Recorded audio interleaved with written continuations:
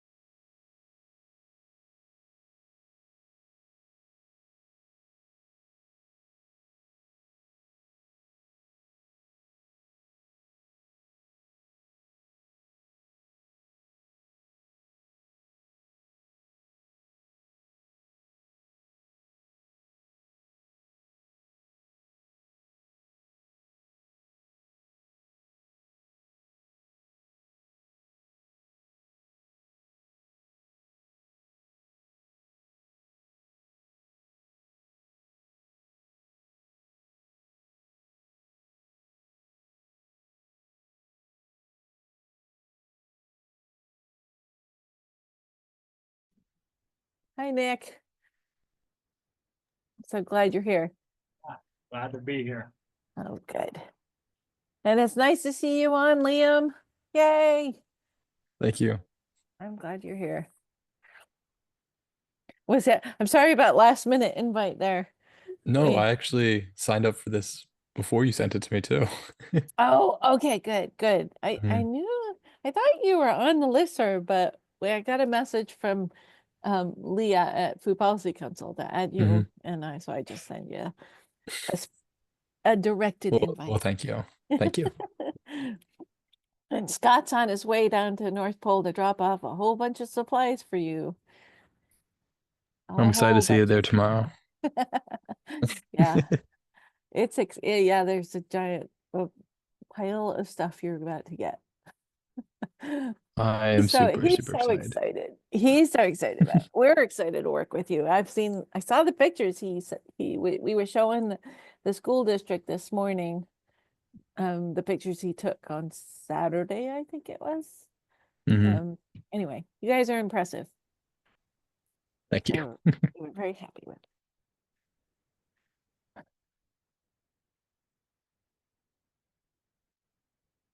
Hi, Kaylee. Nice to see you here. Hi, Mel. Hi, Nakira. Glad you could make it. Hi, Max. Hey there, how's it going? Good, good. Joe's jumping on from Port Lions as well. Oh, good.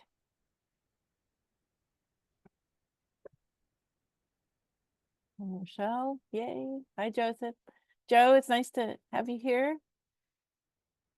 We'll give folks a little bit more time to jump in. Yay. Thanks for being here.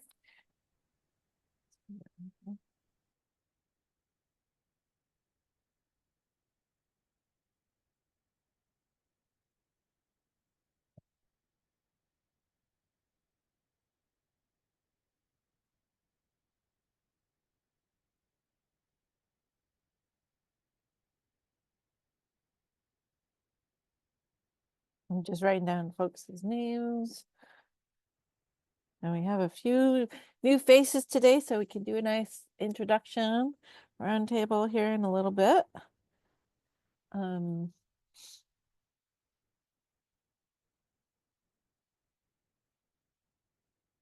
Oh, yay. And Thomas, you showed, yay. Were you on before I sent you the email this morning, or was it out of the blue? Just curious, Thomas. No worries. And hey, Marissa, glad you're here.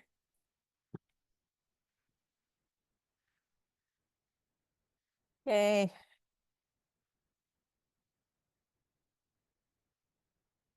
Oh, good. Okay, good. I'm glad. Thanks, Thomas. Or is it Tom? What would you prefer? Right. All right. Well, we might have a couple more folks, but I think in the interest of time, you might, oh, TJ, okay.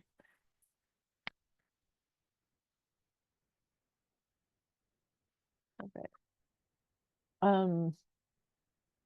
Hey, Brett, yay. Nice to see you. Sarah's working on joining. I'm just joining to let you guys know that Sarah's going to be joining along with another Good. shift. I'm kind of busy from now till 4. Okay. Oh, great. Great. Well, and there's Robbie. Sweet.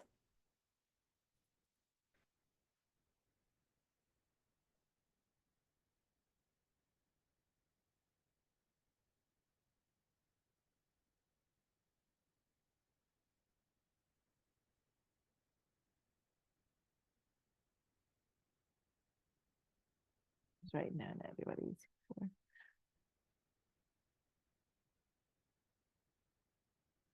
Okay. And I don't see that it's recording yet, so make sure we get this recorded. So I'm going to press a button now and we can get started. And we might have a few more folks. Oh, great. Oh. Oh, it is recording. Okay. I see the button up there. Sweet. Okay. Okay. Well, welcome everybody. I'm Mel Sykes. I'm glad to see you here. Sarah will probably be joining us a little bit. And Sarah will likely be taken over being sort of the Food Policy Council representative for this, because as of the end of this month, I am officially off the Food Policy Council board. I termed out after 3 terms of 9 years total. But I'm gonna help her out and be part of helping make sure all of this happens until we figure out smooth transitions. But maybe Marissa, you could take that on if you're interested and work with Sarah on it now that you're new on our board. For those of you who don't know, Marissa now is an official member of the Food Policy Council board. Yay.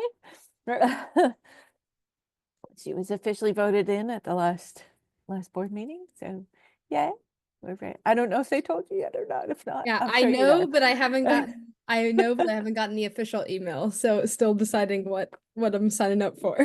Yeah, and no pressure about help being part of like taking on this. It's just good. One of the things we talked about was making sure that somebody from Food Policy Council is sort of the working group commander, I guess is what we could call it. Coordinator, so that it makes sure that we get someone to send out emails. So Nick, thank you for being here and giving a presentation today. But what we're going to do is do a little round robin. Everybody introduce themselves so you know all the folks that are here, where they're coming from, and sort of a little bit of their experience with hydroponics, so we can kind of share with Nick what you guys do. You might know some of us, but some you might not know what brings them to this working group. So I'm gonna call on Max to go first. Thanks, Mel. And thanks for jumping on, Nick. Yeah, appreciate your time joining us.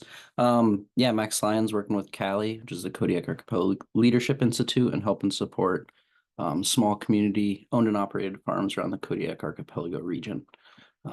6 farms currently at the moment, and they're all doing some variation of hydroponics to extend their season. And Robbie and Joe are with the team on the call, so I'll pop it over to Joe. Right on. Thanks, Max. I'm Joe Kewen. I'm the Sustainable Food Systems Technician for Cali. Just a little bit of background. Born and raised here in Kodiak Island in the small village of Port Lions. Worked at the Port Lions farm here for 8 years, and now I'm the Sustainable Food Systems Technician for Cali, and I'm glad to be here.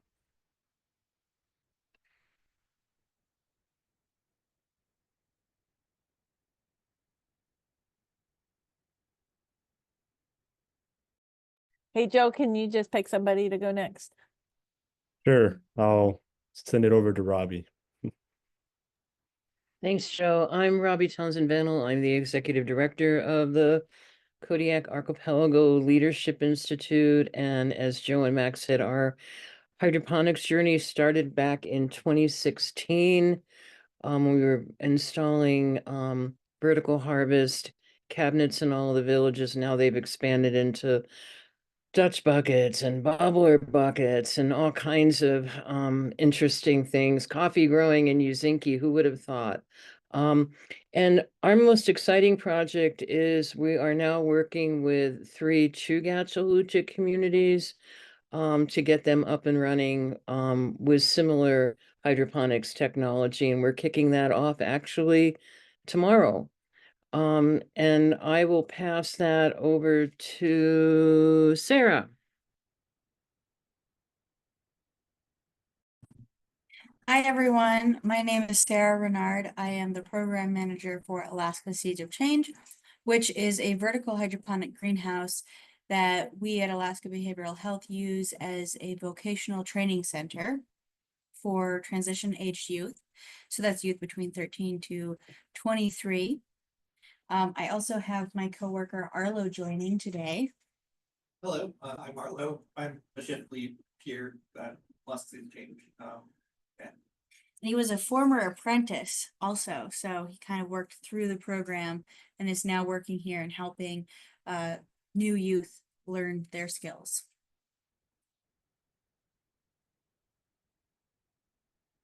Oh, let's see, and Nicholas. Yeah, sure. I'll tell everyone about myself briefly. My name's Nick. Where I'm from is kind of complicated. I grew up overseas actually, and I moved to Alaska when I was in 8th grade, 2013. And pretty much been here since, except for going away from school for a little bit. And I run a company called City Farms Alaska. And I've been doing that since I got out of school, which was June of 2017. And I'll talk more about all that later. I will pick Nikira because we've known each other a long time. Yes, I used to work for Nick also for a brief stint. But yeah, my name is Akira. I work for Alaska Village Initiatives. So I'm in the agriculture department over here. So we do an assortment of hydroponics testing and learning, but we serve kind of rural Alaska and economic development. So, but I'll pass it to Rochelle because she's my boss. Rochelle Plummer. I'm the ag director over here at AVI. My background is not so much in hydroponics until I got into the office, but it started in aquaponics. I had an aquaponics system for 12 years. So Nakira is teaching me about hydroponics.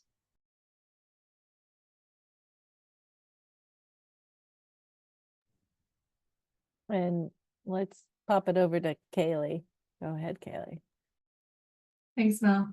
I'm Kaylee. I work at the Tyonek Tribal Conservation District. I run our all of our food and agriculture programs for the native village of Tyonek, and we run a hydroponic system at Tabono School, which is the school in the village.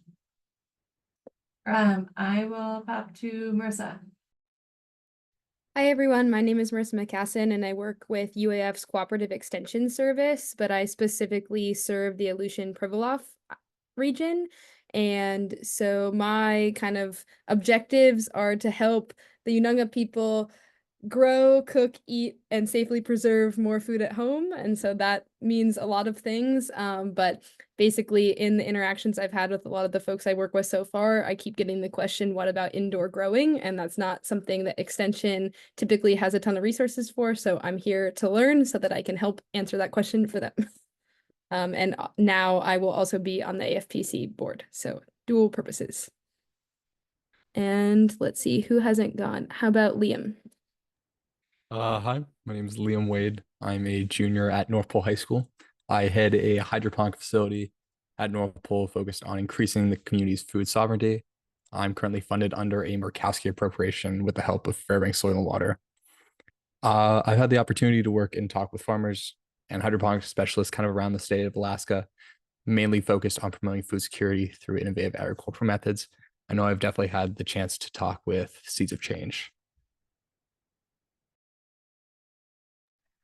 Great. And I'm Mel Sykes. I work at the Fairbanks Soil and Water Conservation District, and we have just sent a whole bunch of stuff down to North Pole that Liam gets to play with tomorrow when he gets to school for setting up there, doing a program with us that we got some money from Lisa Murkowski to put hydroponic systems in our local schools, and then have the produce grown in there go into a number of different ways that the community can use it, including into the school lunch programs here in our district, which is really exciting.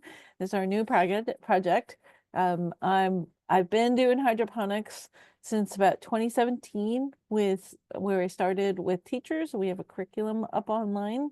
So if anybody is thinking about things you can do with teachers, don't create a curriculum because we've already done that. And it just needs to be expanded. So we love help with that. And we just finished up a large USDA Community Foods Project grant, which was initially centered around hydroponics, and then it branched out to being both hydroponics and soil growing, training for both community members and people who wanted to become farmers. So we've been, over the last 4 years, developing training programs for future farmers, as well as working with community members. So we've got a bunch of towers that we've sent off into the community, and continuing the work that we do with hydroponics just to strengthen as much as we can people's access to good, healthy produce in the wintertime.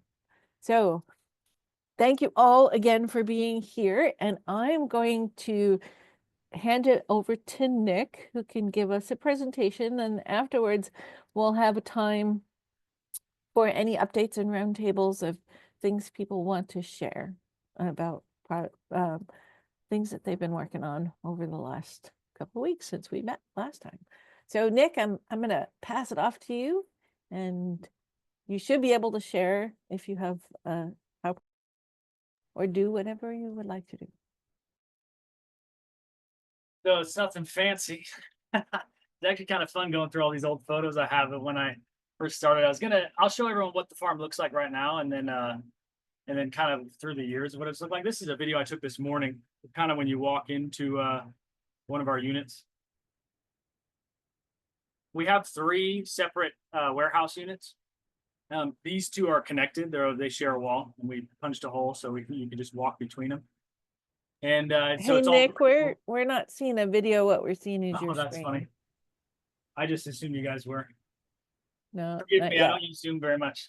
Oh, no worries. It's all good. All right, That's- let's see if I can figure out how to make this so you can actually see the video.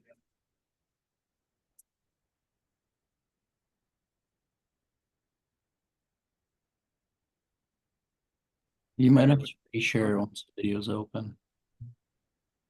Yeah, that might be. Maybe stop sharing, then make sure the video's ready. Yeah. Well, it's getting better. Still can't see it, I'm assuming, right? We can see it, but it's a split screen right now. Yeah. I even tried it first. I guess I could just go this part. What about this? Can you see that? That picture? Yeah, we can see that. Is it split screen still, or is the whole screen? It's still, there's 3 screens now. Oh yeah. What about now? Nope. Just one screen or still 3? Yeah, it's just one screen now. Okay, perfect. All right, we'll just do the video at the end. I'll see if I can figure it out while everyone else is talking. Everyone can see this picture right now. This is the basil at Fred Meyer. Awesome. Yeah. Okay, cool. Yeah, sorry about that. So I guess the gist is that we have 3 small warehouse units located off Potter here in Anchorage. And we grow mostly fresh herbs and salad mixes. It's mostly fresh herbs and a ton of basil. That's like mostly what we do. And so that's what it looks like in the store right there. The fresh herbs look kind of like that. We have 6 different herbs that we do. We sell to almost like just about every chain. Not every product in every chain, but pretty much every grocery store you can think of that's in most of Alaska. This is kind of me when I first started everything. So I first discovered hydroponics when I was actually in college. So this is like 2016. and I just thought it was cool. And honestly, I kind of came at it differently than most folks. I did when I first was kind of discovered the idea. My dad was actually the one who showed me a video of people doing hydroponics.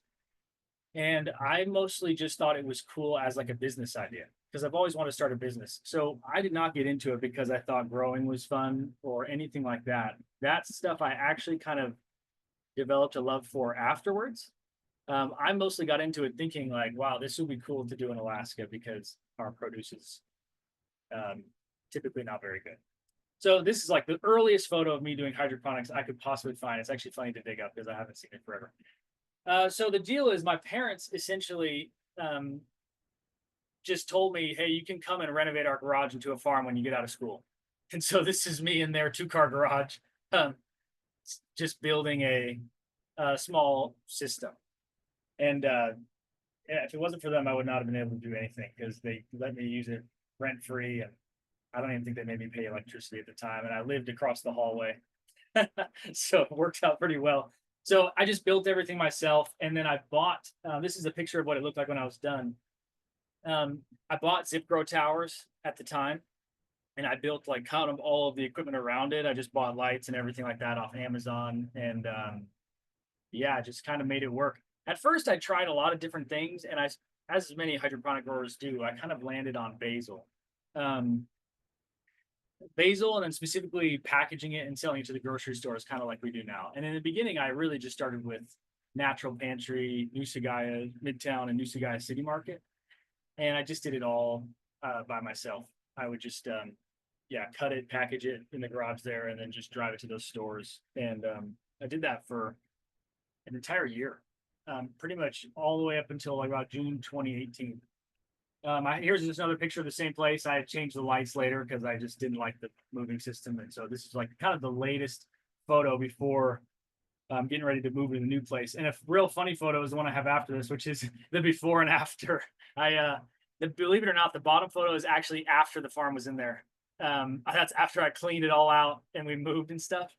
And yeah, I didn't really tell anyone that I was doing it. So none of my neighbors, no one really knew. I just, I'm sure the utility company thought something was weird, but so that's kind of the first year of operating this. And honestly, by far the most painful year because I just made so many terrible mistakes. And by the way, just so everyone knows, for my background, it's not in growing at all. I got a degree in accounting and finance. And then everything I've learned about growing and operating a hydroponic farm is from YouTube and just doing it. And so as you can imagine, that causes like a lot of pain. So this is the warehouse that I moved into, like where I'm currently at right now, actually. And that's the first one I moved into to set up a farm.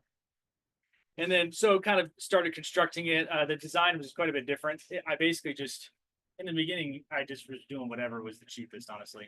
So these are just gutters I bought at Home Depot with some foam, and I would just run fabric down the center of it. And then I just transplant them into those towers. And these are a bit taller. They're 10 feet tall. And the way it would work actually is each one comes down. So you like pull it off the rack, set it on the table, and then do everything you got to do, cut it, tear it out, plant it, whatever. So that's kind of how that one looked.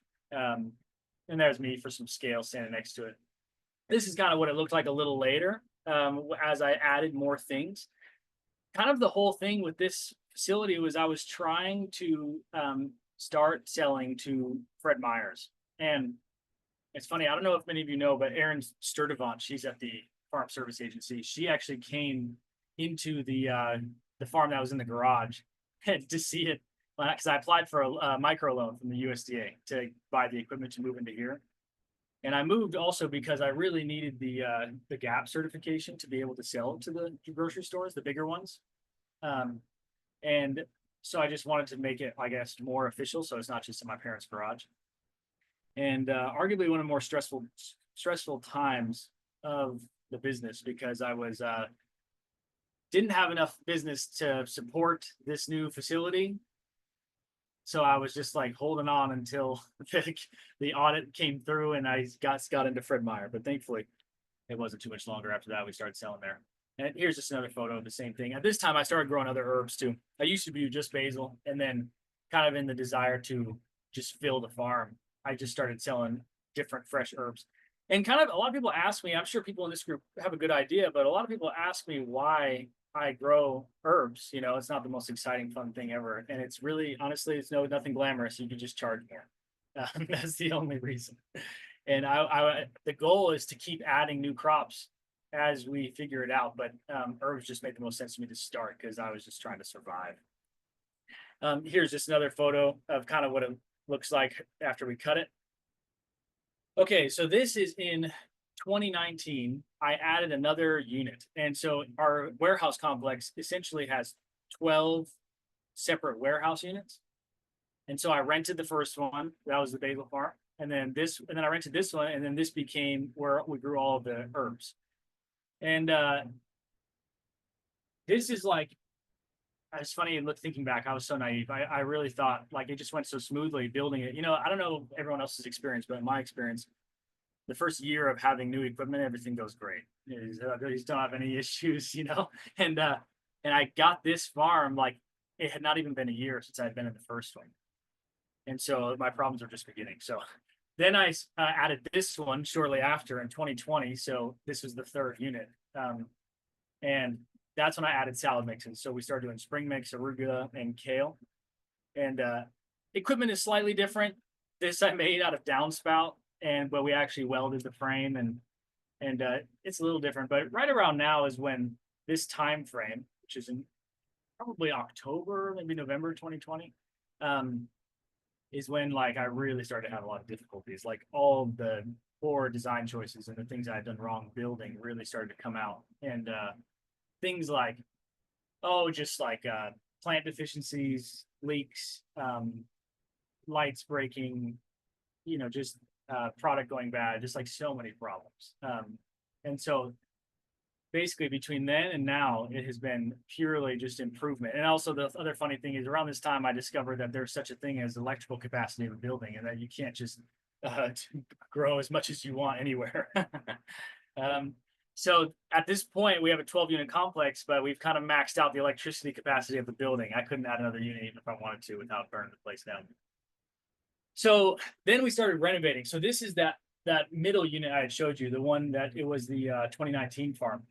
So this is kind of more what it looks like today. We basically, it's exclusively the salad mix farm, and these towers are actually like custom made and custom manufactured towers. The main difference, and I can get into this later if anyone's interested, but the main difference for this farm is that we plant the seeds direct in the channels. So there is no transplanting process. I basically just, this thing over here to the right, it looks like a big white plastic machine. We essentially take a tower down, run it through there, and then it cuts it, rips it out, plants, or pressure washes it, plants seeds in it, and then we put it back. And so that's kind of like the newest system. It's by no means perfect, but better than it used to be, that's for sure. And this is the early days. I just showed this picture. This is one of my first employees. Nikira probably actually, she probably worked with Steve a little bit. This is back in the day. I didn't mention it earlier. Now we have, can everyone see this video? Oh, beautiful. Yeah. Now this is a walkthrough of what it currently looks like. Now we actually have 8 team members. And, but it kind of makes us seem bigger than we actually are. If you made them, if a lot of them are part-time, so like if you actually had purely full-time people, we probably would be more like 5 or 6, just to give you an idea of like how many of us are working here. You can kind of see that for most of our farms that aren't that one that we plant the seeds direct, it's a little more standard for what you would see in a lot of places. This is our seedling cart right here. For our herbs, we use like Oasis horticubes, but for basil, which was right there, we just use a potting mix. And so one issue we had back in the day was a lot of clogging, but thankfully now we have tons of filters and things like that. Right here, in that image, this table is actually where we package everything. So it's today, you know, unfortunately I took this video today and no one actually works on Wednesdays except for me. We kind of run a 4-10 schedule, and it's actually 4-8s now really, but we just because of delivery schedules to grocery stores. And so I took this morning when no one's working at it, but basically we package everything at that table ourselves. And And then we have a small like pool bot walk-in cooler in this unit. And then we have a driver who just delivers it to all the stores the following morning. So for Fred Meyer's in Anchorage in the Valley, we actually deliver it ourselves and we stock the shelves also. And then they carry every product we sell. And then we also do cars stores we deliver to in Anchorage in the Valley, but they just do basil only and we don't do any stocking or anything like that. We just drop it off. And then Charlie's Produce distributes all of our products to like Walmarts and Three Bears throughout the state. And every once in a while, like other random little stores, like a store in Homer or like an AC store or something like that, but they're pretty few and far between. It's mostly Three Bears, Walmart, Fred Meyer, and cars. And then we still, of course, sell to like Natural Pantry and Lucy Guys and all the original stores that we started with. It's not a very big tour because it's obviously not a huge place, but it's been good. The big, honestly, if I had to sum up the big changes, I like to give people advice for growing because if I could have had someone like me now talk to myself when I first started, I would have saved a lot of misery. Because there's nothing more frustrating than a plant that doesn't look the way it's supposed to be, and it's like an invisible enemy. You have no idea why. And so I probably the biggest improvements by far is one stuff I learned from other greenhouse growers. So one is that you can see this valve right here that goes into that big black tank. That is essentially like it just as the water fills up, it just flows up and down the drain. So a pretty common practice for hydroponic farms is we will like empty the system, especially if it's a recirculating system. You like empty, flush, and refill with new nutrients, like usually on a set schedule, like once a month, once every 2 weeks. Depends on the size of your system, given the number of plants that are in it. But what we started doing because of something I learned from someone else is we do it constantly. So basically the tank is always getting filled with fresh water all the time, just a little bit, not a lot, just a little bit. And you can even go with the same ratio. Like if let's say you empty it, once every 2 weeks, you basically have it so that it is being filled up with the fresh water, the same volume, but just more consistently.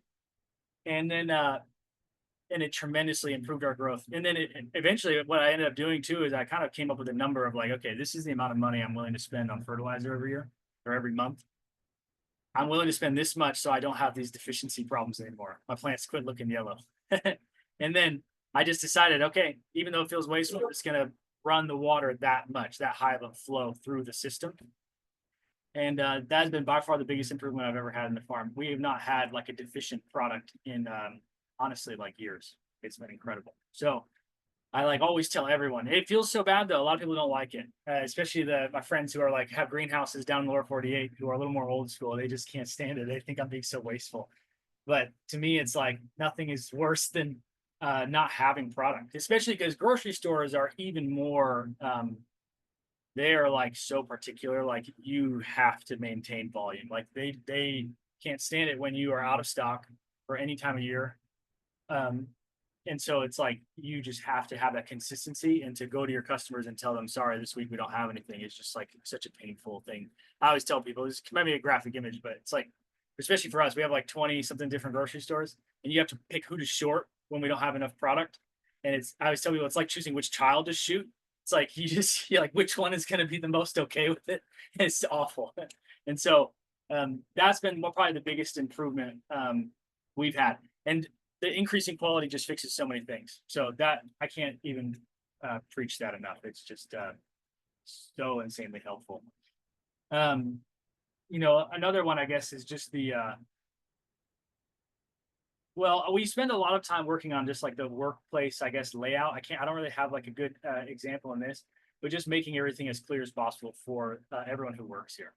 Just removing chance for mistakes. But anyways, I would like to know kind of, I guess, like what everyone else's questions are, like struggles that you have with growing and with hydroponics in general. Because I'm not a self-proclaimed expert, but I've dealt with enough difficulty over the years that I might have gone through the pain and saved you. It might be able to save you some from it. Because it's just like, it can just be so difficult, especially in the early days. So anyways, I'm going to stop sharing the screen and I kind of just open up to anyone. If you guys have questions or things that you're struggling with or things that you're curious about that you would like to ask, happy to share like what I've seen other people do or what Nick, I solved an have a issue. question. Yeah. I don't know if you remember my visit many years ago when I first started the SAFAC grant. I came with my 2 guys who were starting a hydroponic farm. Oh yeah. And I have a picture of us at your farm, and I'm really impressed with how much you've changed since the fall of 21. I'm pretty impressed. You really expanded out from when we visited you. But I remember back when, and I remember seeing your machine that you used to clean the and that was really impressive. You guys designed that, if I recall correctly. But I wonder how often you have issues with pests and aphids in particular, and how have you dealt with that? Because I know you had an issue with it way back when, and what are you doing to help alleviate that still? Yeah, I almost blocked that memory out. You just brought it back. Sorry about that, but I was just curious because that no, it's comes good up all the time is Yeah. if you're dealing with these bigger systems and you get a pest. I know that folks at Seeds were dealing with that recently. So these are No, questions. I have a lot of recommendations that I've learned. So obviously exclusion is nice, but good, like, and unless you really go through so much effort in designing a facility to be like totally sealed rooms, it's just like not super feasible. What works by far the best for us is a couple different things. One is never put a big prop next to a brand new one. So you can't really see it in our photos, but a lot of the farm, like if you notice when the video goes through the farm, everything looks large for some reason in the aisle. And the reason is that we actually move the towers every single day. So what happens is we'll have a row and we plant it at the end that you can't see from the aisle. And then we cut like the first 9 and then we shift everything down a space and then we rip those out and we move them back to the front. And the reason we do that is like, you just never have a brand new transplant next to a big fully grown tower. So if that fully grown tower does have aphids on it, they're not like just walking over to the brand new seedlings and like basically contaminating them.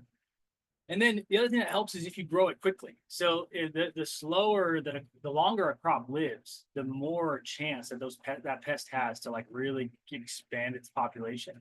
And then once it gets to really infested, in my experience, there's nothing you can do. It's like you might as well just rip it down. It's just not. It's like will never truly go away. So those 2 things are like a little bit of it, but honestly, the thing that helps us the most is we preventatively spray the seedlings. By far, that is the most effective thing. So we do the same thing with the seedlings. We like shift them down. So we'll seed on one side of the flood tray, and then every day we're pulling from the right side, planting them, and then we shift all the seeds down a space, and we just keep that flow. And then we never spray pesticides or anything like that on anything that's older than like just that big, a little transplant. In my experience, once the plant is in a tower and like halfway to being fully grown, you're too late.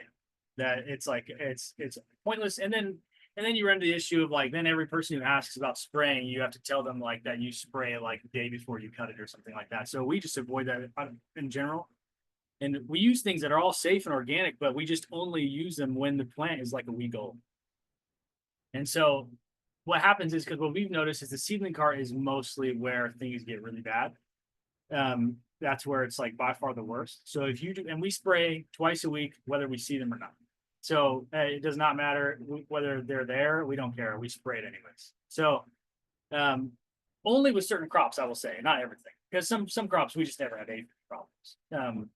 Like the ones we really have. It's funny because it's different for everyone. I have friends with greenhouses and they have totally different crops that struggle with aphids for some reason, probably because it's a different species or whatever. But for us, it's usually dill, thyme, and arugula are the 3 that we get the worst. And so, I forget the exact spray we use. I have to look to see. I don't even remember because I haven't looked at it lately. But and then so the 3 pests we struggle with, well, really 2, is thrips, aphids, and then powdery mildew sometimes. the powdery mildew is more of an environmental thing. It's just too cold usually, or too humid. But and then the thrips, same thing. We just preventatively spray, and that we really only get the thrips in the basil. So, and for that we use a spinosad product. But yeah, I don't. A lot of people don't like doing it, but it helps tremendously if you just twice a week spray the plants that are just a week old. And for us, that combined with not putting them right next to the stuff that's infested, like having, and then just general good cleanliness too. Like one thing we quit doing entirely is we used to have it where it's like, oh, we have this tower of basil, our customers don't need it today, so we're just going to leave it there for an extra week, and maybe we'll sell it next week. And we absolutely never do that anymore. If we're not selling that day, we rip it out, give it away. We just like, we don't, we never just like leave something. It like has to stick to the schedule. And So there's quite a few questions in the chat. Can you see the chat, Nick? Do you want to pick? Okay,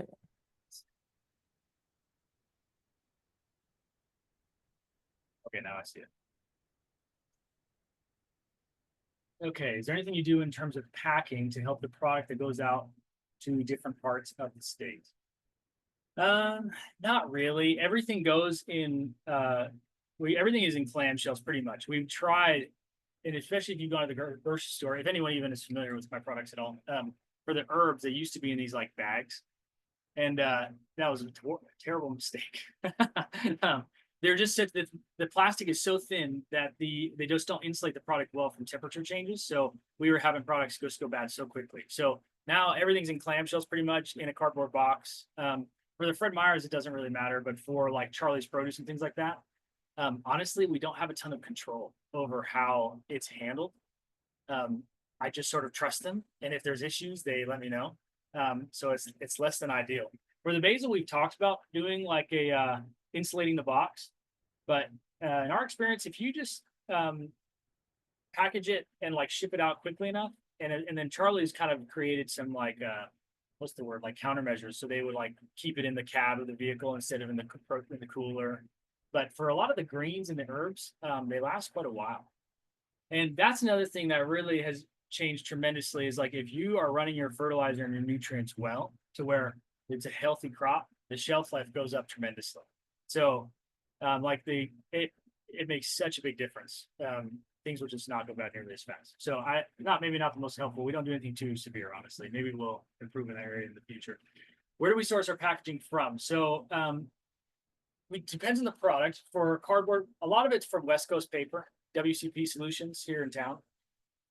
And mostly because they will stock it in their warehouse and we don't have to leave it here because we kind of go through a lot and we just are tight on space. So like the clamshells we use for our large basil container, and then our salad mix, our 4-ounce salad mix container we get from them, and then we get all of our cardboard boxes from them, and just like random supplies like gloves and things like that. And then the other big one is a company called Foresight Packaging. I think they're based out of Chicago, and you could just call them, and that's where we get like all of the herb size clamshells and the basil clamshells. And I haven't yet. I'm looking to expand to the larger salad mixes, but we haven't really gotten into that yet, so I don't have suppliers yet for that. But that's where we get. Did you say Foresight or Foresight? Foresight. Foresight. Okay. Yeah. Great. Where did you go for small business planning resources? the trial by fire method. I didn't really have any, honestly. You know what really helped me a lot is and this is kind of like just business, not growing, is I read this book called 2-Second Lean, and there's this like principle in manufacturing called lean manufacturing.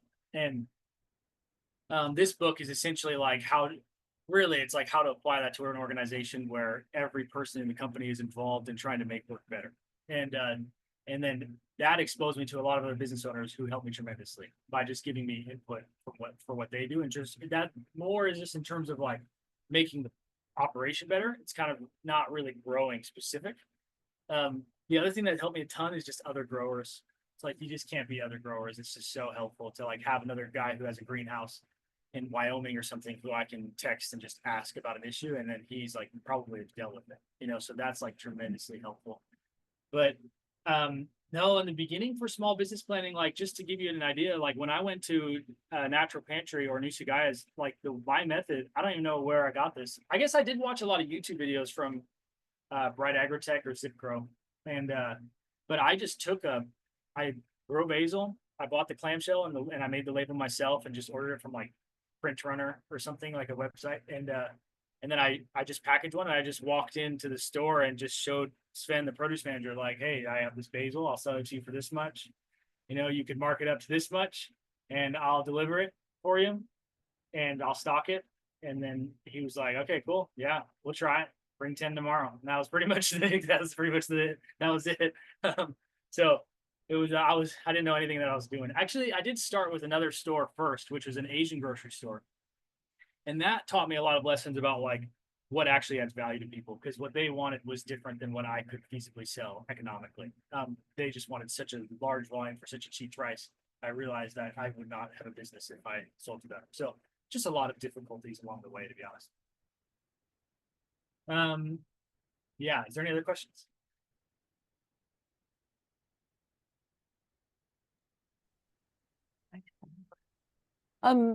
So Nick, have you been asked? I know this comes up as do people ask about the product having the the grow media still attached so they can put it in a container and keep it growing, or do you cut it all off and sell it just the leaf material? Yeah, we sell it just the leaf material. You know, originally I think it was because the way that I grow, like with the fabric in there, like it really can damage the plant quite a bit as you pull it out. It's not like as clean as if you had like a raft system or an NFT channel, you know, that where the roots are just cleanly sitting in the water. But now though, I do know people who just tear it out and put it in there anyways, and they say it doesn't actually make that big of a difference if you trim the roots off. The main reason I haven't is because there's this like quote I've heard in business that I find to be very true, which is that they say businesses die from indigestion, not starvation. And so it's just taking on too many things. So like I kind of just made the conscious choice of like, I'm going to sell to grocery stores for now. And that's what I do. Like I'm not, and I'm specifically packaged products. So I just try to avoid doing a ton of different options. And so that's part of the reason. I'm not saying I'm against it or anything wrong with it, you know. I just haven't done it because I just try to do a good job of what I'm doing. There's so many options that and it can be so difficult financially that you really have to just pick which one makes the most sense for you right now, and try to do a lot of that. That's just like, at least for where I'm at, that's kind of my opinion. And to be honest, like there's tons of local growers in Anchorage and everywhere that grow good product, and it's just as good as mine. And sometimes in a way, I feel like if I try to do more of like a subscription thing like Anchorage Greens does, or like sell direct to restaurants or farmers markets, kind of just competing against the wrong people. Like I would rather do the grocery store because it's just like where I started and what I know the most about. And there's, yeah, it's just like the place I had the most value because I have the most experience doing it. It looks like Max had a question about where you're sourcing your nutrients from. Yeah, not really. I'll tell you where my suppliers, but they haven't found any like super special mix or anything like that. I get some from Port Americas, just like their standard hydroponic mix, you know, and then everything else I just get, like calcium nitrate, magnesium sulfate, I just get from Alaska Mill and Feed or just whoever has it in stock. During COVID, that was a difficult time. I was just ordering it from anywhere. And I was literally going to Walmart and buying Epsom salts, you know, like I couldn't hardly find magnesium sulfate. But yeah, so Hort Americas is where we get the main mix. I don't think it's like going to be next level incredible, like if, you know, or anything like that. But it works for us, you know. And we do have dosing systems. I didn't mention that in the video, but we have like an auto grow IntelliDose is the one we have that I think it's the same as Seeds of Change, and you know, for dosing the nutrients and stuff like that. Yeah, but I cannot preach enough that we call it the flow through system. That flow through system where the tank is always filling with fresh water, always emptying with the old water. It's just been so tremendously helpful. But it's difficult to like come to terms with. Hey, I have one business question for you, because Yeah. this comes up here.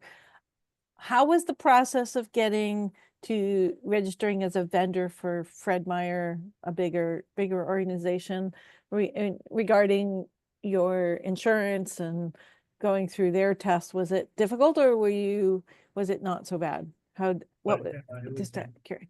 Yeah, it was it was mostly just takes so long because like they're so big and bureaucratic that it's like, at first I just walked into produce and asked about it, and then they point you to the their manager, and then they point you to the produce director, and then that person will point you to whatever, the buyer, and then like all these different people it has to go through to approve, and then every single person takes 2 weeks to respond. So by the end of it, like from the time I made contact with Fred Meyer to the time I actually was selling there was 6 months. And then in cars was a year.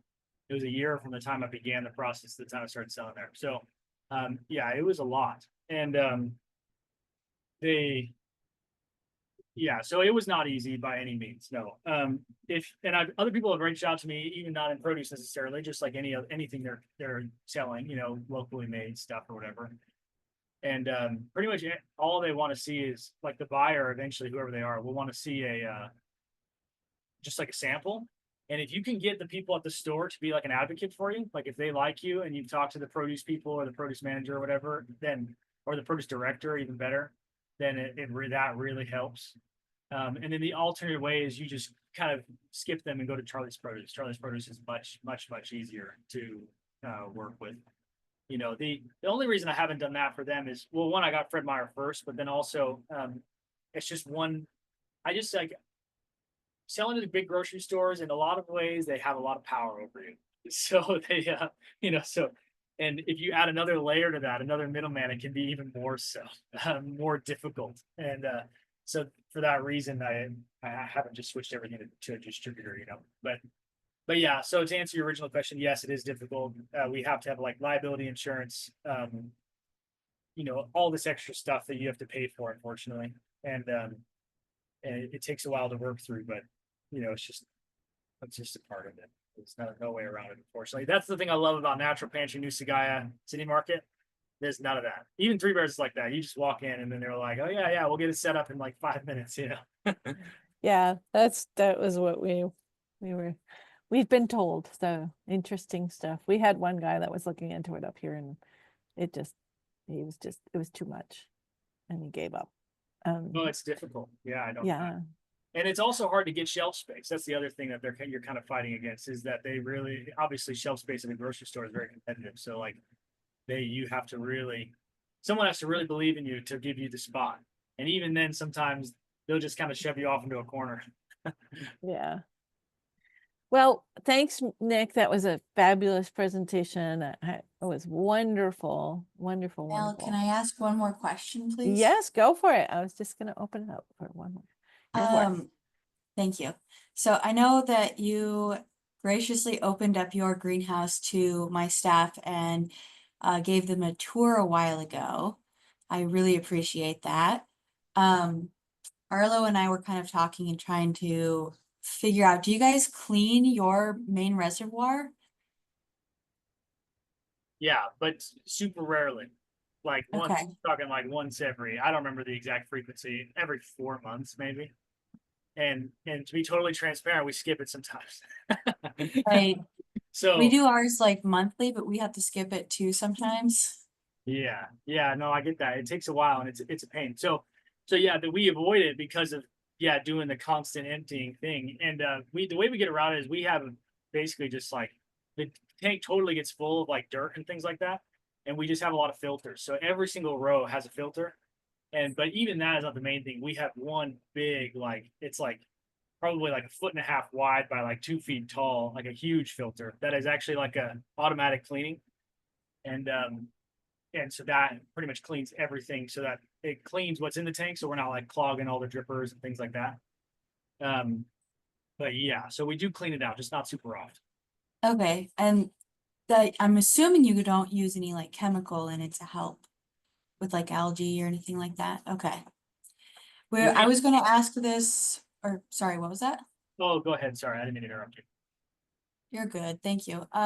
We were gonna bring this to this meeting anyway. We had a question about two products. Clearline. And then FloraClean. If anyone here has experience using either one of those, we're trying to use it for applying to our IBC tanks to go through our whole system to kind of help with algae. We Where- used to use Xeritol, but we don't use that anymore. Where do you get algae the most? Sorry, what was that? Where does algae show up the most in the system? What part of it? Largely in the drip emitters, but also in the IBC tank. Gotcha. Yeah, so for our drip emitters, kind of the way we've handled that is we have just like a small piece of tubing that is probably 2 inches long that we just stick into the drip emitter and then it sticks down into the tower. Right. Sprick's working on getting, based on what you showed him, he's working on getting that here. Yeah, that and it's not perfect, but I'll be honest though, and we probably kind of cheat in this category because we move all the towers, like I had mentioned, we're like shifting them all down every day. You kind of knock the algae off. Right. So it's like, so because of that, we could probably be a little lazier about the exact amount of algae. We do totally get algae. I just, that's why we have we just wash each tower in between, and then the gutter, we just don't really worry about, to be honest. We just leave it. We kind of try to cover every top, you know, but I know that can only go so far. But anyways, that's what we do. Okay, thank you. Sarah Max had a question about Xeritol. Just what was your What? experience, or why don't you use it anymore? One reason, not the main reason, but it's pretty dangerous. We have had people. Uh-oh. Oh no. I think she paused. I hope people weren't trying. We have about 5 minutes left in the meeting here, so I just wanted to make sure we opened it up. If Max, if she comes back, she can answer that question. But does anybody else have a burning thing they want to share or have a question before we have to close this?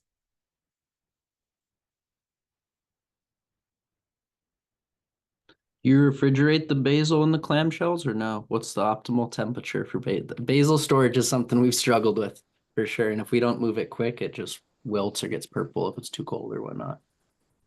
Yeah. No, we don't refrigerate it.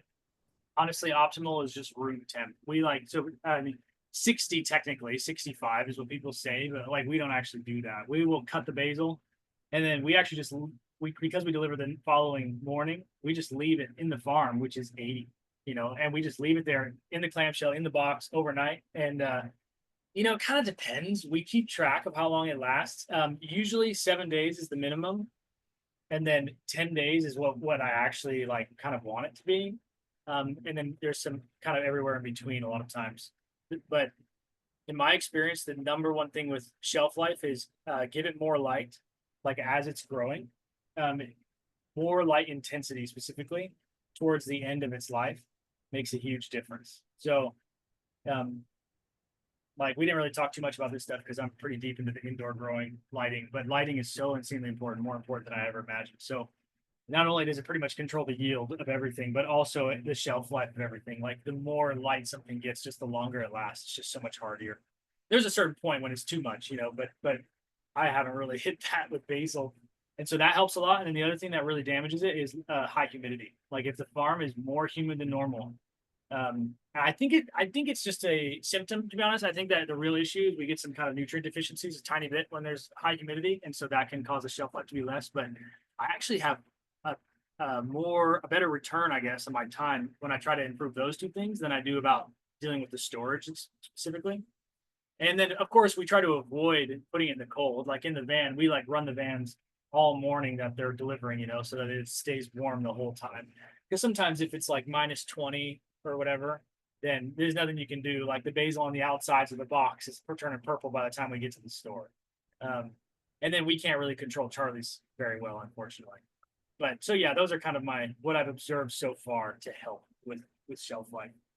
So Nick, I have a question about the light changes. So do you have a different intensity on one side of the farm when you're moving them towards the harvest area? Then it gets more intense, or what? How are you dealing with that? Just curious.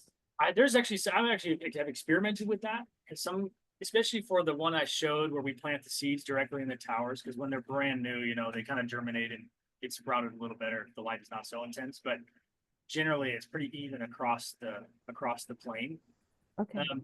I just try to turn them all up as much as possible.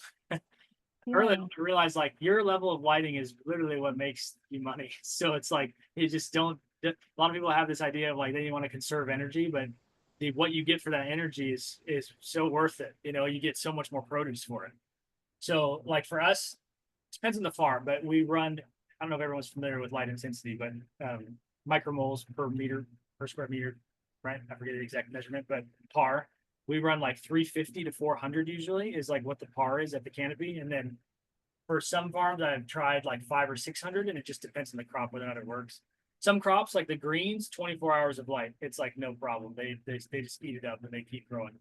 Basil, you can't do that. Like we have to do 16 or 18 hours because otherwise they just get deficiencies. We just cannot get around that. But a lot of our crops will run for 18 to 22, 24 hours, depending on what it is. But yeah, so to answer your original question though, we don't usually turn up the intensity at the end because I would rather just turn it up everywhere.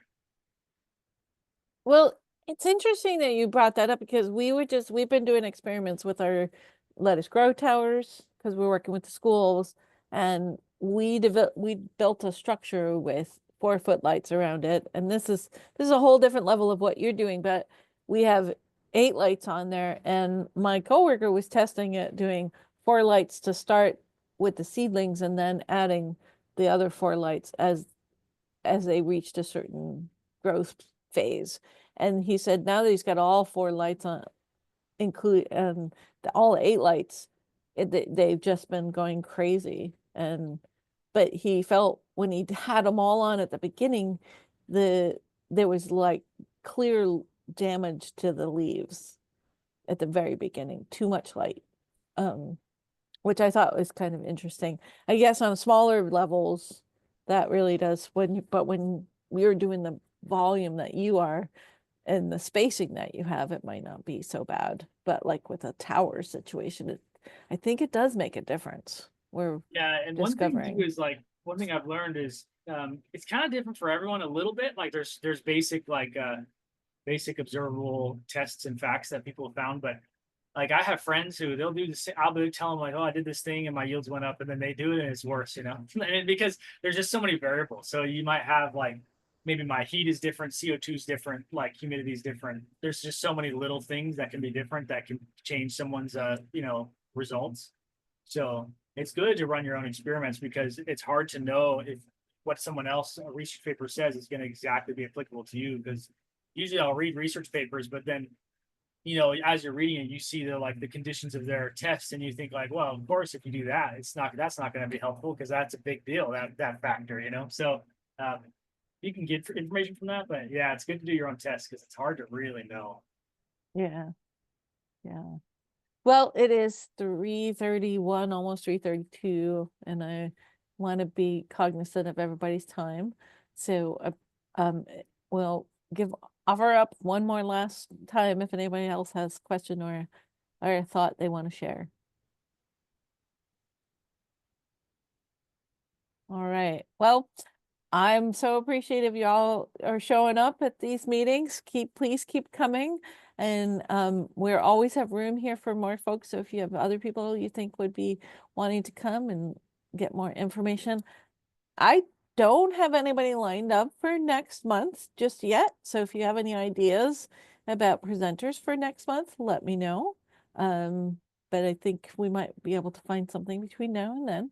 But we're going to keep our same time slot, third Wednesday of the month for next month. And hopefully I will come at you with a nice fun presenter for next month. If not, we'll just do good sharing. That's always helpful and we all learn from it. And Nick, I invite you if you want to come join our group. We would always have great questions for you and learn, and maybe you can learn something from us too. But it's a great group to be part of, and we welcome you to join us at this. And if you're interested, let me know. Send me an email. Yeah, But I wish all the best of holidays, and thanks for coming, and have a nice rest of the year for sure. We'll see you next month. Bye, Thank you. everybody. Happy holidays, everybody.